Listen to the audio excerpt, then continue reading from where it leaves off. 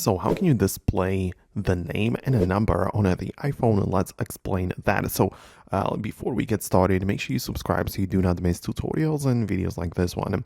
Anyways, there are more things which you might mean by that. First of all, there is the caller ID settings.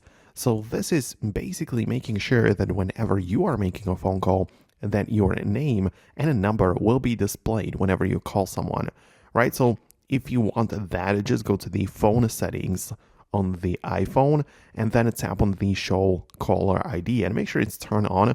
In other cases, your phone number will be hidden whenever you make a phone call. Outside of that, if other people call you and you just want them to show up on the screen with their number in a display, make sure that you don't have the silent unknown callers feature enabled. It's as well part of the phone app settings in the main settings app, and you can decide if you want to keep it turned on or off.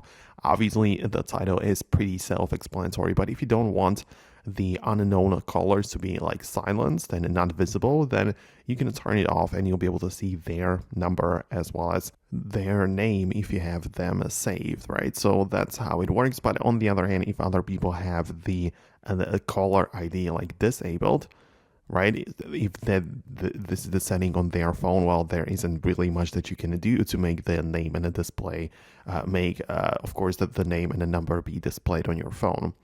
Of course, outside of that, just make sure your phone generally runs the latest version of the iOS, and sometimes even carrier settings can get an update, right? So if you get the update prompt to update your carrier settings, make sure you do that as well because it can only help you out.